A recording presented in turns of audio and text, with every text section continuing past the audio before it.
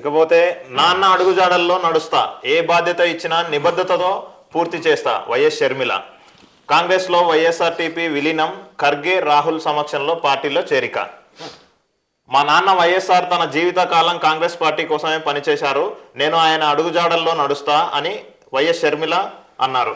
గురువారం ఢిల్లీలో ఏఐసిసి అధ్యక్షుడు ఖర్గే అగ్రనేత రాహుల్ గాంధీ సమక్షంలో ఆమె కాంగ్రెస్ లో చేరారు. వైఎస్ఆర్టీపీ విలీనం చేసినట్లు ఈ సందర్భంగా షర్మిల ప్రకటించారు. పార్టీలో ఏ బాధ్యత ఇచ్చినా నిబద్ధతతో పూర్తి చేస్తానన్నారు. షర్మిల కండువా కప్పి పార్టీలోకి ఆహ్వానిస్తున్న రాహుల్ గాంధీ. అయితే నాన్న అడుగుజాడలో నడుస్తా అని చెప్పినటువంటి షర్మిల గారికి నిజంగా ధన్యవాదాలు. అయితే ఇన్ని రోజుల పాటు నాన్నగారి ఆశయము, నాన్నగారి అడుగుజాడలు ఎటువేని అనే విషయాన్ని కూడా ప్రజలకు చెప్తే మంచిగా ఉంటుంది. మరి మీ నాన్న అడుగుజాడలో నడుస్తా అని చెప్పేసి నేను ప్రశ్నించడానికి పార్టీ పెట్టినని చెప్పేసి ఎంతోమంది ఉస్మానియా విద్యార్థులు కానీ, ఎంతోమంది నిరుద్యోగులు కానీ, ఎంతోమంది రాజకీయాల్లోకి వచ్చి వాళ్ళ జీవితాలని రాజకీయాలకే పరిమితం చేసి రాజకీయాల్లో మార్పులు తీసుకురావాలని ఆలోచించిన ఎంతోమంది మీ వెనకాల తిరిగితే వాళ్ళందరి జీవితాలతో ఆడుకున్నటువంటి మీరు మీ నాన్న అడుగుజాడల గురించి మాట్లాడడం అనేది సరైనది కాదు. ఎందుకనంటే మిమ్మల్ని నమ్ముకొని వైఎస్ఆర్టీపీలోకి వచ్చి ఎమ్మెల్యేలుగా గెలిచి, ఎంపీలుగా గెలిచి, కనీసం స్థానిక సంస్థలలో గెలిచి మేము ఇక్కడ నుండి అధికార పార్టీని ప్రశ్నించాలని చెప్పేసి మీ వెనకాల ఉండి ప్రశ్నిస్తూ అంటే ముఖ్యంగా ఈ తెలంగాణ రాష్ట్రానికి సంబంధించిన విషయంలో ఎన్నో విషయాల్లో ముందుండి పోరాటం చేసిన నాయకులందరినీ నట్టేయడం నుంచి ఈరోజు పార్టీనే తీసుకెళ్లి డైరెక్ట్గా ఒక పార్టీలో కలిపేసినామనంటే మరి ఈరోజు మీరు మళ్ళీ వైఎస్ఆర్ అడుగుజాడలో నడుస్తా, ఏ బాధ్యత ఇచ్చినా నిబద్ధతో పనిచేస్తా అంటే నిబద్ధతో పనిచేయడం అనేది ఉండదు మీ దగ్గర. మీ పార్టీని ఎప్పుడైతే తీసుకెళ్ళి మీ పార్టీలో పనిచేస్తున్న నాయకులకు న్యాయం చేయకుండా అన్యాయం చేసి ఈరోజు ఎంతోమంది బీజేపీలోకో, బీఆర్ఎస్లోకో, కాంగ్రెస్లోకి పోవాల్సిన పరిస్థితి వచ్చింది అని అంటే అది కేవలం మీ ఏకపక్ష నిర్ణయం వల్ల, మీ స్వార్థం కోసం తీసుకున్న నిర్ణయాల వల్లనే అనే విషయాన్ని కూడా మీరు గమనించాల్సిన అవసరం ఉంటుంది. మరి కాంగ్రెస్ పార్టీలో మీ పార్టీని విలీనం చేసిరు, ఆ ఖర్గే రాహుల్ సమక్షంలో పార్టీలో చేరిరు. మరి చేరుతున్నప్పుడు మీ స్వార్థం మాత్రమే చూసుకున్నారు, కానీ మీ వెనకాల వచ్చినటువంటి ఎంతోమంది ఈరోజు విద్యార్థి సంఘం నాయకులు కానీ, మీ పార్టీ నాయకులను కానీ, మీ పార్టీ జిల్లాల అధ్యక్షులు, కార్యదర్శులు కానీ, రాష్ట్ర కార్యవర్గాన్ని కానీ, రాష్ట్ర నాయకత్వాన్ని కానీ మరి సంప్రదించకుండా మీరు సొంత నిర్ణయాలతో ఈరోజు పార్టీని విలీనం చేస్తే మరి మీ పార్టీ సిద్ధాంతాలు ఎటువైనాయి, మీ సిద్ధాంతాలు ఎటువైనాయి, మిమ్మల్ని నమ్ముకొని వచ్చినటువంటి వాళ్ళ జీవితాలకు సంబంధించిన విషయంలో మీరు ఇచ్చినటువంటి మెసేజ్ ఏంది అనే విషయాన్ని కూడా చెప్పాలి. రేపు పొద్దున మీరు ఇక్కడ తెలంగాణలో తిరిగితే మీ నాయకులు మిమ్మల్ని అడ్డుకునేటువంటి అవకాశాలు ఉంటాయని చెప్పేసి ఇక్కడ తిరిగే మొహం లేక ఆంధ్రాకు వేయరని చెప్పేసి కూడా మీ నాయకులు మాట్లాడుతూ ఉన్నారు. మరి అట్లాంటి క్రమంలో ఇలాంటి నిర్ణయం తీసుకొని మళ్ళీ మీరు వైఎస్ఆర్ అడుగుజాడలు నడుస్తా అని చెప్పడం మాత్రం అది నవ్వుపాలు చేస్తే తప్పించి ఏం ఉపయోగం ఉండదు. వాళ్ళ నాన్న జీవితకాలం కాంగ్రెస్ పార్టీలో పనిచేసినని చెప్తున్నారు. జీవితకాలం పనిచేసినప్పుడు ఆమె చిన్నప్పటి నుంచి కాంగ్రెస్ పార్టీలో పనిచేసిందని చెప్తుంది ఆమె. అటువంటిప్పుడు మరి పార్టీ పెట్టాల్సిన అవసరం ఏముంది? రాజశేఖర్ రెడ్డి ఉమ్మడి ఆంధ్రప్రదేశ్ లో ఆయనను నమ్ముకొని ఆయనను ఇష్టపడే వ్యక్తులు చాలా మంది ఉన్నారు. తెలంగాణ వచ్చిన తర్వాత మళ్ళీ ఈమె ఏదైతే వైఎస్ఆర్టీపీ కాంగ్రెస్ పార్టీ పెట్టిందో ఆనాడు రాజశేఖర్ రెడ్డి పాలన చూసే ఈమె ముఖం చూసి ఎవరు రాలే అల్లకు. రాజశేఖర రెడ్డి పాలన చూసే ఈమె నమ్ముకొని వచ్చిర్రు, మళ్ళీ ఏమో వాళ్ళ తానికే పోయింది. ఇప్పుడు ఏమో నమ్ముకున్న వాళ్ళు ఏం కావాలి? నమ్ముకున్న వాళ్ళు ఏమైనా కానీ వాళ్ళకి ఏంది అని అంటే నాన్న పేరును వాడుకోవడం అనేది అటు జగన్కైనా ఇటు షర్మిలకైనా మంచిగా ఉపయోగపడుతుంది.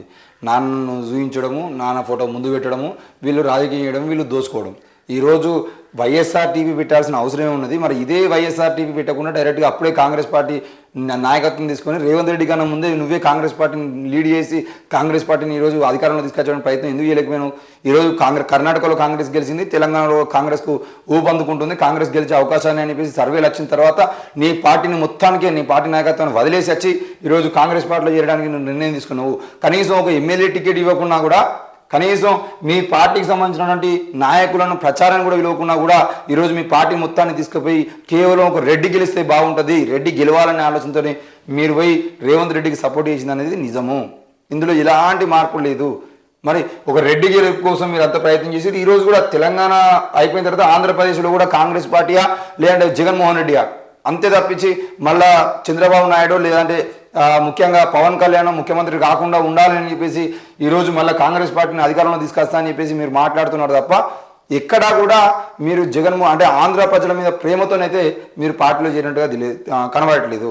ఈరోజు మీరు ఆంధ్రాకి పోతే కూడా ఆంధ్రాలో మీ మీద వచ్చేటువంటి ప్రధాన ఆరోపణలు మీ నాన్న గురించి మాట్లాడకండి అని చెప్పేసి అంటారు. రెండవది మీరు ఇన్ని రోజుల పాటు తెలంగాణలో తిరిగి ఇప్పుడు మళ్ళీ ఆంధ్రాకి ఎందుకు వచ్చారు అని చెప్పేసి మాట్లాడతారు తప్ప ఎక్కడ కూడా మీ మీద నమ్మకంతో ప్రజలు మిమ్మల్ని చూసి ఓటేసేటువంటి పరిస్థితి అయితే ఆంధ్రలో కనబడదు. ఇవి ఏమంటదంటే ఇంతకుముందు తెలంగాణలో పోటీ చేసినప్పుడు ఏమో నేను ఈడ పుట్టిన బిడ్డనే అని చెప్పేసి అన్నది. ఇప్పుడు ఏమంటది అడిగిపోయినాక నేను మా నాయన బిడ్డను, మా నాయన పుట్టింది కాబట్టి నేను ఈ బిడ్డనే అంటది. అంతే. మొత్తానికైతే ఇప్పుడు నమ్ముకున్న బిడ్డలు మాత్రం ఆగమవుతారు. నాన్న పేరు వాడుకుంటుంది, రేపు పొద్దుగాల క్రిస్టియన్ మతాన్ని వాడుకుంటుంది బ్రదర్ అనిల్ కుమార్ గురించి. ఇక మరి ఎంత ఈ వాడకానికి సంబంధించిన విషయంలో షర్మిల గారు అయితే తెలంగాణ ప్రజల్ని వాడుకుంటారు, తెలంగాణ నాయకత్వాన్ని వాడుకుంటారు. ఇప్పుడు ఆంధ్రాలో ఉన్నటువంటి ఆంధ్ర ఓటర్లను కూడా వాడుకునేటువంటి ప్రయత్నం, అది కులాన్ని వాడుకుంటూ, మతాన్ని వాడుకుంటూ, నాన్న పేరును వాడుకుంటూ, రాజకీయాన్ని వాడుకుంటూ, పార్టీని కూడా అవసరమైతే ఆయన పేరు ఇప్పుడు ఎందుకంటే వైఎస్ఆర్టీపీ తెలంగాణ పార్టీ అని చెప్పేసి పోతే ఆడ చెల్లలేదు. మరి వైఎస్ఆర్సీపీ అంటే ఆల్రెడీ జగన్మోహన్ రెడ్డికి ఉన్నది. మరి ఇప్పుడు ఏం చేద్దామని అంటే కాంగ్రెస్ పార్టీ తప్పించి దిక్కేం లేదు అని చెప్పేసి కాంగ్రెస్ పార్టీలో ఏరి ఇప్పుడు ఆంధ్రాలో రాజకీయం చేద్దామని ఈ తెలంగాణలో మళ్ళీ వచ్చిన రాజకీయంలో ఆమె నిలదొక్కుని ముఖ్యమంత్రి అయ్యే అటువంటి అవకాశాలు ఎక్కడ కనబడలేదు కాబట్టి మళ్ళీ ఆంధ్రాకి తిరిగి వెళ్ళిపోతుంది. ఇకపోతే కేసీఆర్ కు జగన్ పరామర్శ, ఆరోగ్య పరిస్థితిపై ఆరా. ఇక మరి అక్కడ వాళ్ళందరూ కలిసిమెలిసి జగన్ ఓడించాలని ప్రయత్నం చేస్తున్నారు. మరి ఇక్కడ కేసీఆర్ సపోర్ట్ తీసుకొని అయినా మనం ఆంధ్రాలో ఏదో ఒకటి చేయాలి. మరి కేసీఆర్ కూడా అంతకుముందు కూటమి ఏర్పాటు సంబంధించిన విషయంలో కూడా కేసీఆర్ ఒక మాట అన్నాడు, అవసరమైతే అన్ని రాష్ట్రాల్లో మన పార్టీ కూటమిని గెలిపించుకోవడానికి కావాల్సినటువంటి ఖర్చు మొత్తం నేనే పెట్టుకుంటానటువంటి మాటలు కూడా వైరల్గా మారినాయి. అన్ని మీడియాలో మనం కూడా చూసినాం.